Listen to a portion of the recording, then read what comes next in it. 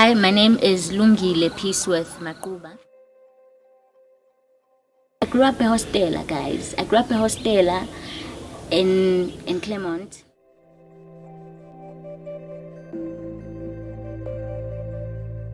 At the D section, which is basically a women's hostel, and the people who lived there were basically people who worked at a cotton factory.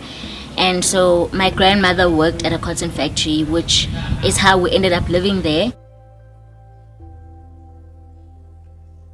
One of the things that was challenging for me growing up there, it was the whole privacy thing. The concept of privacy did not exist in the place in the place that I grew up in. Like, it did not exist. It was a concept that, you could only dream of, and I craved it. I craved it a lot, and I went in search for it at a very young age. Not at a very young age, I feel like 1920 is like old. But I went to just search for me in a space where I won't be outed, in a space where I will take my own time to process my own journey, and to process my own experiences, and to process my own becoming. Because being in an area where your every move is being seen, it's kind of extremely uncomfortable. Yes, already when you step out of the house, that's what you sign up for. You're going to be seen and all of that. And I grew up walking around looking down and stuff like that. Completely, I shut down. I left corporate in 2016. Yeah, that was my last year of working. In March.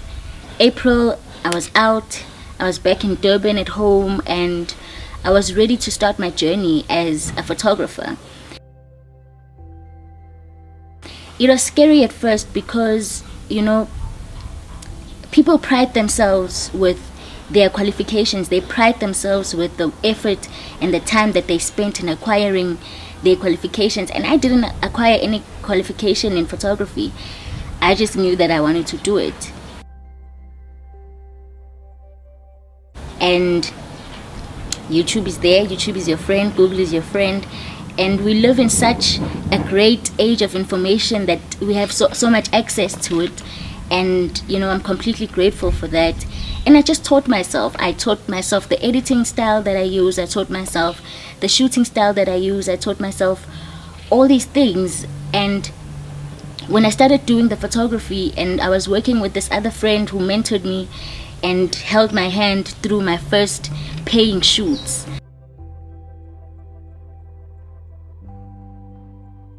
It was such an amazing experience to have someone affirm you, Uguti, actually this is called the rule of thirds, and you're already doing it, you know what I mean?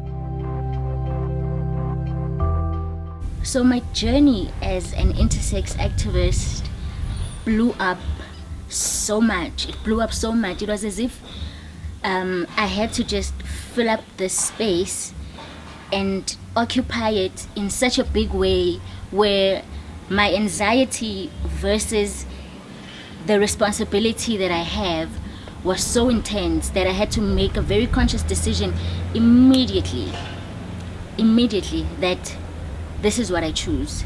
This is what I'm going to do, because I want to create the world that I want to exist in, or the world that I wanted to exist in as a child.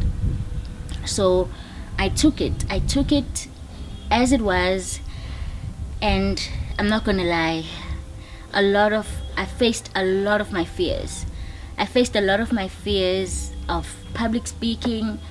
I faced a lot of my fears of being looked at. I faced a lot of my fears about how I feel about my body. I faced a lot of my fears just by standing in front of people and saying I have an intersex body, and risking people trying to create it in their minds. Uti, what is it that I look like inside, and blah blah blah. And let me tell you, I have both of my kidneys on the left side of my body, and I love it.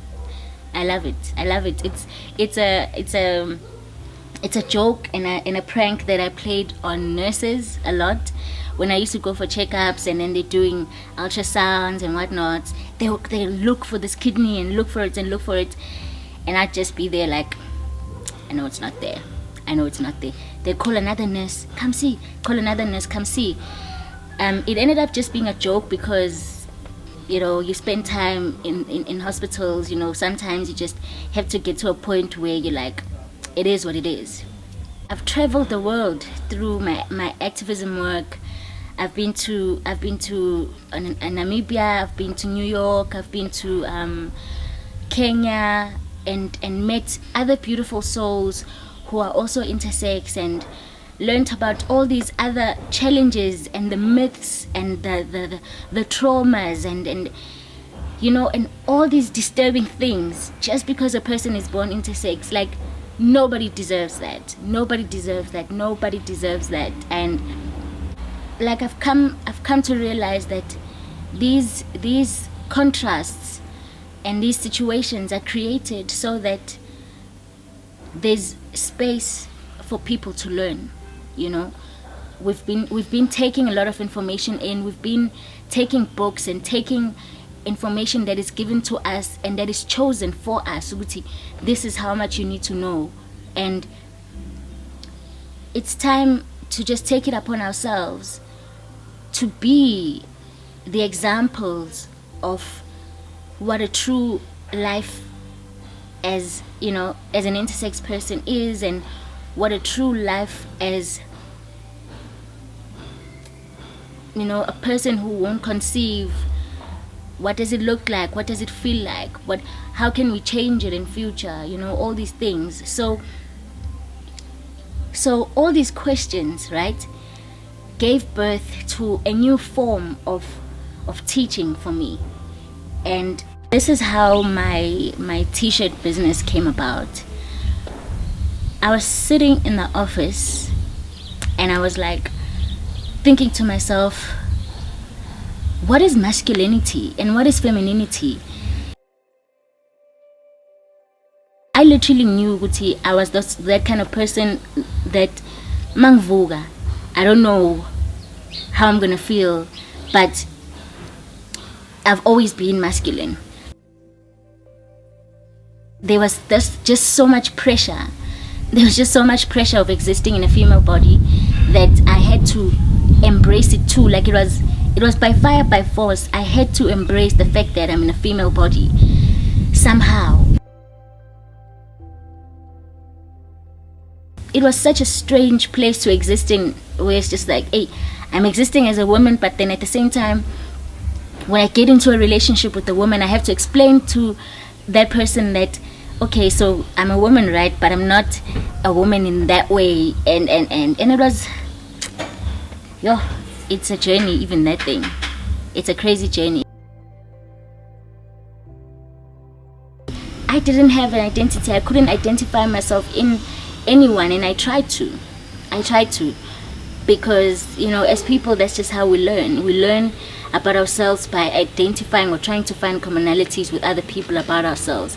And I realized, just by talking about how crazy my hormones are with my friends, that nope, we're not the same. All of my t-shirts came about as a journey, not to only speak to the person who's wearing the t-shirt, but to also speak to the person who is seeing the person wearing the t-shirt. This week's video, I'd like to thank the sponsors of the video, the Unmade brand. This is a queer-owned company that uses photography, clothing, as well as event organizing as an advocacy tool against all that is misunderstood by celebrating human diversity.